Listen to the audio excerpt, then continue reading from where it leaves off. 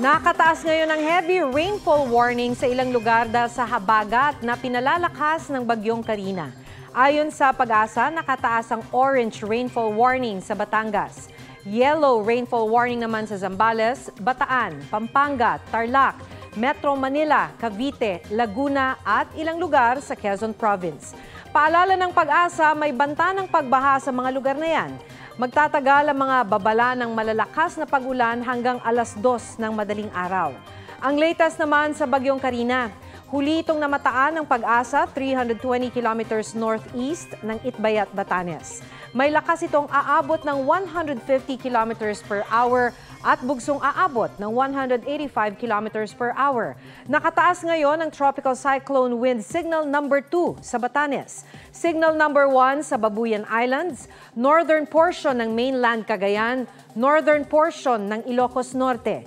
Base sa forecast track ng Pag-asa, Huwebes ay inaasahang nasa labas na ng Philippine Area of Responsibility ang bagyo. Isang babayang nasawi sa Illinois sa Amerika matapos barilin ng pulis na hiningan niya ng tulong.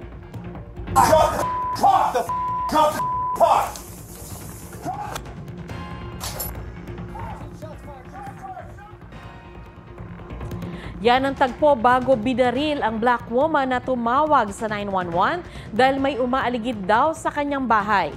Maayos pa ang pakikipag-usap ng mga pulis sa kanya nung una. Pero tumaas ang tensyon nang pinapaalis ng mga pulis ang babae mula sa pinapakuluan niyang tubig.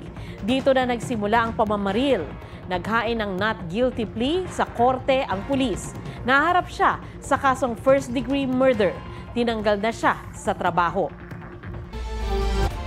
On spotlight pa rin ang mga ganap sa GMA Gala 2024. Tulad ng dream come true raw na photobomb moment ni comedy genius Michael V.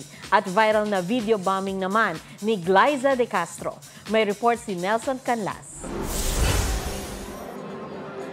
May more than 500 million views and counting ang lahat ng official posts online para sa GMA Gala 2024. Kasabay ng mega trending nito online, ang sabay-sabay na naglabas ang viral posts. Tulad na lang ng kay Glyza De Castro na nag-video bomb sa mga nasa red carpet. Hindi raw napansin ng Running Man Philippines Season 2 star na may kamera sa kanyang harapan dahil busy siya sa catching up chismisan sa mga nakita niya sa red carpet. Parang sa mga event na ganito, dito lang talaga nangyayari yan. Yung parang ang saya to celebrate GMA together. Tawang-tawa naman ang netizens sa post ni Kapuso Comedy King Michael V. Sa picture, makikita si GMA Senior Vice President Attorney Annette Gozon Valdez, Bea Alonso, Vice Ganda, at si Pitoy. Sa caption ni Pipito Manaloto Star, ipapa-frame niya raw ito dahil matagal na nga raw niyang pangarap na makasama ang tatlo in one picture.